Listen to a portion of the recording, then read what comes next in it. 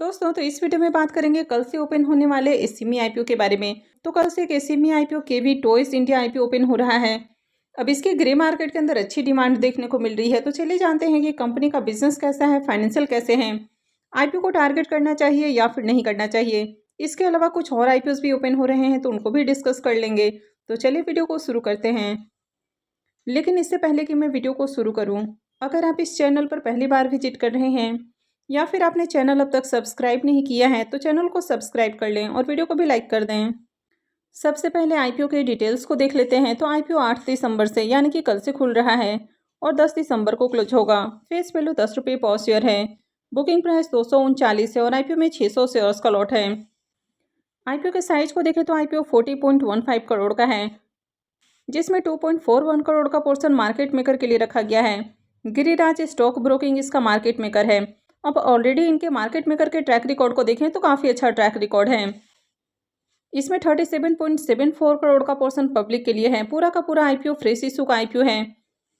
ये SME IPO है। Company BSc SME के ऊपर लिस्ट होने वाली है। आईपीओ के रिजर्वेशन पोर्शन को देखें तो मार्केट मेकर के लिए आईपीओ में 6% का पोर्शन है। क्यूआईपीएस का 46.46%, एचएनआईएस का 14.25% और रिटेलर्स के लिए 33.29% का पोर्शन है। तो इसमें भी एंकर इन्वेस्टर्स की ओर से बिडिंग फ्राइडे को ही देखने को मिली थी। तो चलिए इसके भी एंकर लिस्ट को देख लेते हैं। आईपीओ के एंकर लिस्ट को देखें तो आईपीओ के एंकर लिस्ट में टोटल 11 नाम देखने को मिला है। तो इसका भी एंकर लिस्ट अच्छा देखने को मिल रहा है। यहाँ पर कुछ बड़े बड़े एंकर इन्वेस्टर्स आते हुए देखने को मिले हैं। इसमें एचडीएफसी बैंक का नाम देखने को मिल रहा है। इसके अलावा 361 का भी नाम है। तो कई बड़े बड़े इन्वेस्टर्स हैं। तो बढ़िया एंकर लिस्ट है इसका भी। कंपनी के बिजनेस के बारे में बात करें तो कंपनी 2009 में इनकॉर्पोरेट हुई है और ये कंपनी टॉयज़ बनाने का काम करती है। तो कंपनी चिल्ड्रंस के लिए प्लास्टिक मॉड्यूल और मेटल बेस्ड टॉयज़ बनाती है। तो इंटरटेनमेंट और एजुकेशनल दोनों ही पर्पज़ से ये टॉयज़ बनाए जाते हैं। तो कंपनी खासकर कॉन्ट्रैक्ट मैन्युफैक्चरिंग करती है, यानी कि जो बड़ी बड़ी कंपनियां हैं तो कंपनी उनके लिए काम करती है। यानी कि जो बड़ी बड़ी ओईएम वाली कंपनियां हैं तो उनके लिए कॉन्ट्रैक्ट मैन्युफैक्चरिंग करती है। तो कंपनी के अगर प्रोडक्ट पोर्टफोलियो को देखें तो यहाँ पर इनका जो प्रोडक्ट पोर्टफोलियो है ये काफ़ी डाइवर्सिफाई है। यहाँ पर आपको बहुत तरह के टॉयज़ देखने को मिल जाते हैं, यानी कि कंपनी काफ़ी अलग अलग तरह के टॉयज़ बनाती है। अगर इनके कुछ प्रोप्राइटरी ब्रांड्स की बात की जाए तो यहाँ पर कई सारे ब्रांड्स भी देखने को मिल जाते हैं, जैसे आलिया एंड ऑलिव है, यस मोटर है, फनी बबल्स, थंडर स्ट्राइक। तो कंपनी के अगर बिजनेस को देखें तो इनका बिजनेस अच्छा है।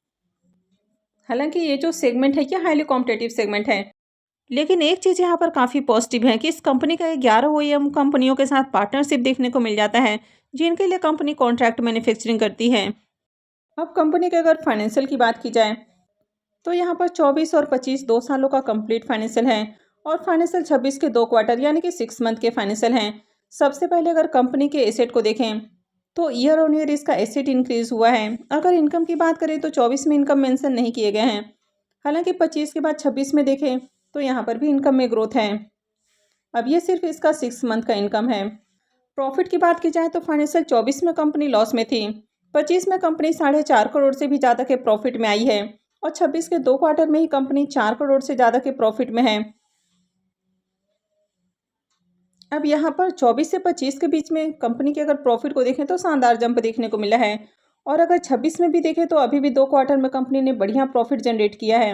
हालांकि बहुत बार आपको जब इस सेमी आईपीओ आते हुए देखने को मिलते हैं तो जब भी आईपीओ का प्लान किया जाता है तो सडनली उनके जो प्रॉफिट होते हैं उसमें शानदार आपको ग्रोथ देखने को मिल जाती है। तो यहाँ पर भी देखें तो 25 के अंदर इसके प्रॉफिट में शानदार जंप देखने को मिला है। अगर ईबिटा और नेटवर्थ को देखें तो ये भी कंटिन्यू इंक्रीज हुआ है। 24 तक देखें तो यहाँ पर कुछ खास ग्रोथ आपको देखने को नहीं मिल रही है, लेकिन सडनली 25 से इनके फाइनेंशियल में काफ़ी बढ़िया ग्रोथ है। अब कंपनी के अगर रिजर्व को भी देखें तो 24 में रिजर्व भी इसका नेगेटिव है। 25 में कंपनी के पास 4.5 करोड़ के राउंड रिजर्व आ जाता है और अभी देखें तो 8.5 करोड़ से भी ज़्यादा का रिजर्व है। अब कंपनी के अगर कर्ज को देखें तो कंपनी का डेट भी पहले से रिड्यूस हुआ है, लेकिन अभी भी कंपनी के ऊपर हाई डेट है। लेकिन यहाँ पर कंपनी आईपीओ से जो पैसे रेस करने वाली है तो कुछ पैसा कर्ज के भुगतान के ऊपर भी खर्च करेगी, तो आगे इनका कर्ज भी कम हो जाएगा। तो अगर ओवरऑल फाइनेंशियल को देखें तो ओके फाइनेंशियल है। अब अगर इसके ईपीएस को देखें तो ईपीएस ज़्यादा अट्रैक्टिव नहीं है कि 9.98 का है। पी मल्टीपल इसका 23.94 का है। तो कंपनी ज़्यादा सस्ते प्राइस के ऊपर आईपीओ लेकर नहीं आ रही है। कंपनी में अगर प्रमोटर्स की होल्डिंग को देखें तो अभी प्रमोटर का स्टेक 79.65% है और आईपीओ लिस्टिंग के बाद प्रमोटर का स्टेक 58.35% हो जाएगा।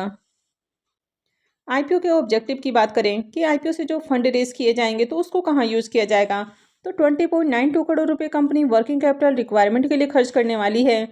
11.70 करोड़ रुपए कंपनी कर्ज के भुगतान के ऊपर खर्च करेगी और बाकी का पैसा जनरल कॉर्पोरेट पर्पस के लिए खर्च किया जाएगा। आईपीओ के लॉट साइज की बात की जाए तो 600 शेयर्स का एक लॉट रहेगा। तो अगर आप रिटेल पोर्शन से अप्लाई करते हैं तो कम से कम 2 लॉट के लिए अप्लाई करना होगा, यानी कि 1200 शेयर्स के लिए अप्लाई करना होगा।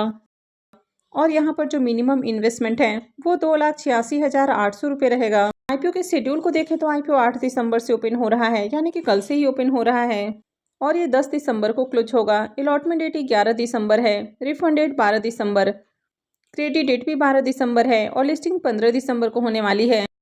तो चलिए अब इसके प्रीमियम को भी देख लेते हैं। अब इसके प्रीमियम को देखें तो इसका प्रीमियम अभी 75 रुपये के ऊपर ट्रेड कर रहा।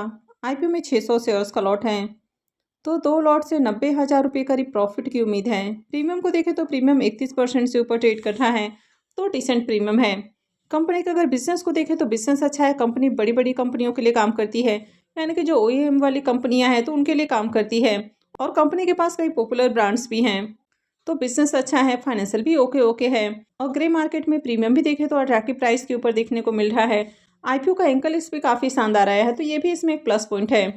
हालांकि आईपीओ ज़्यादा सस्ते प्राइस के ऊपर नहीं आ रहा है, लेकिन अगर आगे आईपीओ में डिमांड आती है, यानी कि अगर बड़े इन्वेस्टर्स की ओर से यहाँ पर भी डिमांड आती है तो अप्लाई करने के बारे में सोचा जा सकता है। अब कल से ओपन होने वाले कुछ और एसएमई आईपीओ के बारे में बात करें तो प्रोडक्ट सॉल्यूशंस आईपीओ भी कल से ही ओपन हो रहा है, लेकिन इसके प्रीमियम को देखें तो इसका अभी भी प्रीमियम देखने को नहीं मिल रहा है। तो जब तक प्रीमियम देखने को नहीं मिलता है तो आईपीओ काफी रिस्की साबित हो सकता है। कल से ओपन होने वाला एक और IPO Riddhi display equipment IPO के भी अगर प्रीमियम को देखें तो इसका भी प्रीमियम मात्र 1 रुपये के ऊपर देखने को मिल रहा है, यानी कि 1% के ऊपर प्रीमियम ट्रेड कर रहा है, तो काफ़ी लो प्रीमियम है। अब इससे पहले आपने देखा मार्केट में कई सारे आईपीओ भारी डिस्काउंट के साथ लिस्ट हुए हैं। तो जब प्रीमियम अट्रैक्टिव प्राइस के ऊपर देखने को नहीं मिलता है तो जनरली आप देखते हैं कि आईपीओ की लिस्टिंग भी बढ़िया प्राइस के ऊपर नहीं होती है। हालांकि सिर्फ एक ही पॉइंट नहीं है जिसके बेसिस पर आईपीओ की लिस्टिंग देखने को मिलती है, और भी कई सारे रीजंस हैं, लेकिन ग्रे मार्केट प्रीमियम भी एक बहुत इंपॉर्टेंट फैक्टर हो जाता है। यानी कि अगर अच्छी डिमांड रहती है ग्रे मार्केट में तो लिस्टिंग भी कई बार अच्छे प्राइस के ऊपर देखने को मिल जाती है, और जब प्रीमियम 0 देखने को मिलता है या लो प्राइस के ऊपर रहता है तो आईपीओ की लिस्टिंग भी बढ़िया प्राइस पर नहीं होती है। तो इसलिए आईपीओ में अप्लाई करने से पहले ओवरऑल डिमांड को आप जरूर चेक कर लें कि मार्केट में आईपीओ में किस तरह का सब्सक्रिप्शन आ रहा है, प्रीमियम किस प्राइस के ऊपर ट्रेड कर रहा है, और उसके बाद ही कहीं भी एप्लीकेशंस लगाएं। तो आई होप आपको वीडियो अच्छी लगी होगी। तो अगर आपने वीडियो को लाइक नहीं किया है तो वीडियो को लाइक कर दें, चैनल को भी सब्सक्राइब करके रखें, और वीडियो को अंत तक देखने के लिए आप सबका बहुत बहुत धन्यवाद।